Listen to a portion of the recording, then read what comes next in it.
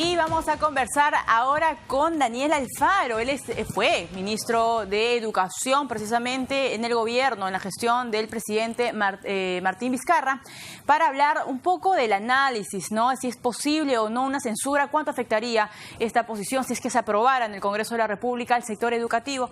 Vamos a conversar con Daniel Alfaro, exministro de Educación. ¿Cómo está, señor Alfaro? Bienvenido a Central de Informaciones. Muy buenas tardes, Valeria. Gracias por la llamada.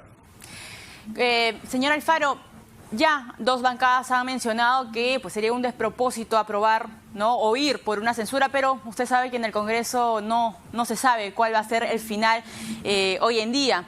De aprobarse una censura, ¿cuánto daño haría esta figura pues, al sector educativo, sobre todo en medio de una pandemia?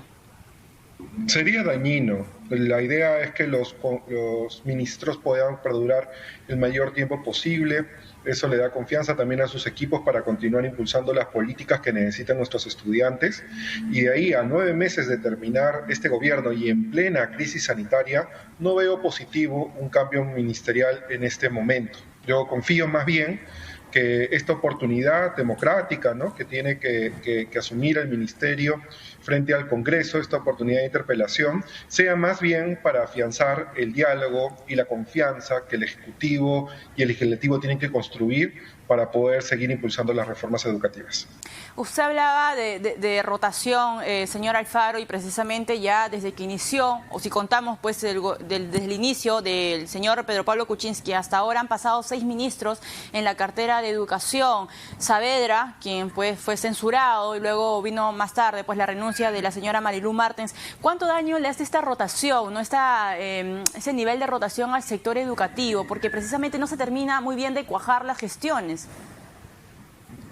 Efectivamente. Felizmente, por un lado, todos los ministros que hemos estado en cartera hemos sido conscientes de los avances que las reformas educativas demandan y hemos impulsado cada uno en su tiempo lo propio. Creo que por ahí la reforma educativa no se ha detenido, ha continuado. Sin embargo, es importante que la continuidad en las gestiones se dé por un factor que te mencionaba al principio.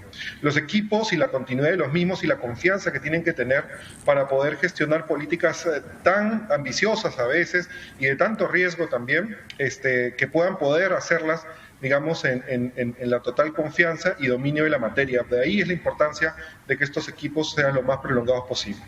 Señor Alfaro, el Comercio publica una nota muy interesante hoy de algunas tendencias y menciona, por ejemplo, que en los últimos 20 años se presentaron 10 mociones de interpelación, 6 se aprobaron y los 3 se dieron en los últimos 4 años. 1 llegó a la censura, recordemos el caso del señor Jaime Saavedra.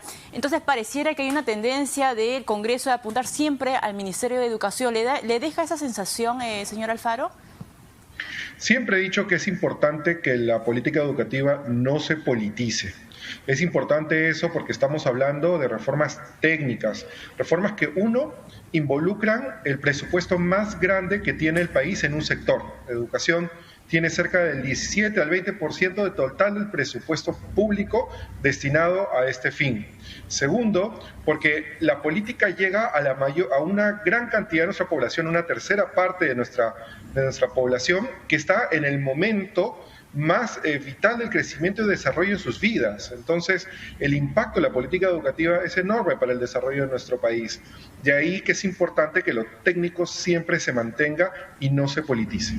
¿Es un error, señor Alfaro, personificar SUNEDU en una persona, o sea, en el señor Martín Benavides? Sí, sería un error personificar cualquier política educativa en una persona. Yo creo que más bien lo que el Perú ha demostrado es una continuidad de la política al margen de las personas. Si nosotros vemos cómo ha ido evolucionando el presupuesto público desde el 2012, por ejemplo, hasta ahora, en la cual hemos estado varios ministros en la cartera, hemos visto que siempre ha habido un incremento. De repente con diferentes énfasis en cada gestión, pero cada uno de esos apostando a profundizar más la reforma. Y eso se puede percibir también en los crecimientos que hemos tenido como cobertura y en los diferentes tipos de educación que hemos podido ir desarrollando en el país durante los últimos 7 años. La pregunta es, señor Alfaro, usted también ha sido titular pues, de la cartera de Educación hace algunos años. ¿Qué tiene SUNEDU que le saca tantas ronchas a los congresistas, ¿no?, con el tema del licenciamiento? ¿Cuál es su hipótesis, señor Alfaro, al respecto? Desde que comenzó la ley universitaria han habido diferentes preocupaciones y hasta interferencias por parte del poder político dentro de la reforma. En un primer momento se hablaba mucho se cuestionaba mucho la rectoría del ministerio dentro del sistema, de que estarían quitándole autonomía a las universidades. Esa inquietud, por lo que he visto en los comentarios de ahora, por ejemplo, ya se superó, ¿no? En este momento todo el mundo apoya la reforma universitaria, al Minedu y por lo tanto al ente que se encarga de ello, el SUNEDU, como ente gestor, ¿no? Creo que ahora la preocupación está virando más hacia los procesos mismos, ¿no? Y en eso el ministro Benavides ha explicado durante su participación durante la mañana ya el detalle de las preocupaciones que esgrimió el Congreso en el pliego interpelatorio. De ahí yo esperaría que más bien el diálogo y la confianza se puedan restablecer entre estos dos poderes tan importantes para el desarrollo de la política educativa. ¿Cuán importante es aprobar este dictamen que está todavía pues en cola, hay que decirlo así, en el Pleno del Congreso, que prohíbe la creación por 2 años de más universidades en el país? Las políticas de moratoria se han venido dando consecutivamente hace un tiempo atrás, justamente para poder permitir que este primer momento de consolidación de la reforma se dé con las actuales instituciones educativas. No tendría ningún sentido crecer con más instituciones o más filiales si todavía no conseguimos las condiciones básicas de calidad en las actuales existentes. Una vez que eso se consolide, creo que podríamos ingresar a un proceso de expansión y por lo tanto de no moratoria. De ahí que es importante que todavía continuemos con esta reglamentación. Mientras el Congreso se pone de acuerdo en aprobar este dictamen, señor Alfaro, ¿no sería ideal también que el Ejecutivo agarre la sartén por el mango y ponga la primera piedra, como se dice, y prohíba o extienda la moratoria? Ese es un procedimiento que le corresponde al Congreso, de ahí que se tiene que gestionar con leyes a través de las comisiones respectivas, pero el Ejecutivo promueve estos espacios y hace los sustentos técnicos necesarios. ¿No lo puede presentar a través de un proyecto de ley? Efectivamente lo presenta a través de un proyecto de ley a la Comisión de Educación para que se discuta y se apruebe en el Pleno del Congreso, ya que, de acuerdo a la regulación existente, ese vendría a ser el camino regular. Ahora, señor Alfaro, usted también es economista. Se hablaba del impacto que iba a tener pues que muchos estudiantes a nivel nacional hayan dejado de estudiar, ya sea universidades privadas o institutos. ¿Cuál es el impacto económico, para tenerlo un poco más claro, que muchos jóvenes dejen de estudiar en medio de la pandemia? ¿Cuál es el impacto, sobre todo en el mercado laboral? Es grandísimo el impacto, ya que la productividad del país y la competitividad del país está cifrada en lo que las personas puedan desarrollar como competencias, ¿no? Nosotros solo vamos a crecer si es que podemos complementar esta reforma de las personas junto con las reformas macroeconómicas de infraestructura y todas aquellas que han tenido avances en nuestro país. De ahí que este es un tema capital, es un tema que debería despertar la atención de toda la política, no solo del Ministerio de Educación, sino de diferentes ministerios, al Ministerio de Trabajo, Ministerio de la Producción, de Comercio Exterior y Turismo y otros así, para poder lograr que los alumnos continúen mejorando sus competencias. Y acá quiero resaltar un dato interesante.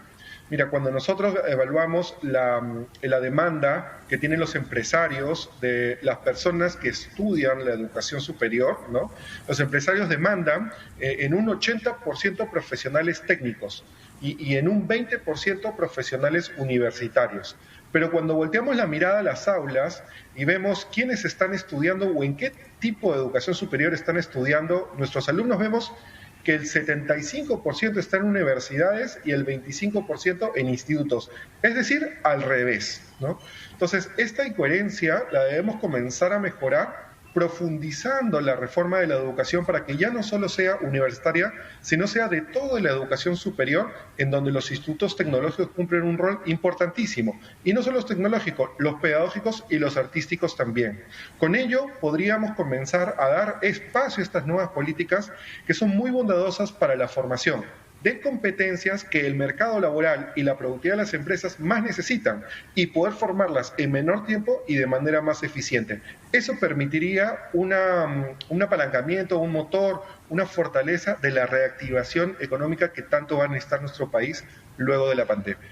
Otra de las aristas muy importantes. Muchísimas gracias, señor Alfaro. Estuvo con nosotros Daniel Alfaro, ex ministro de Educación, pero también economista, un poco analizando de los retos en materia educativa ya de cara pues al bicentenario. Importante, ¿no? Que él mencionaba, 80% de lo que requiere una empresa precisamente son jóvenes que hayan estudiado una carrera técnica. Es decir, 8 de cada 10 trabajadores que contrata una empresa son chicos que han estudiado una carrera técnica. Pero otro tema muy importante también es la brecha salarial. Ayer publicó un informe SUNEDU mencionando que una mujer universitaria egresada gana 22% menos a comparación de un varón. Retos importantes para el gobierno de la República.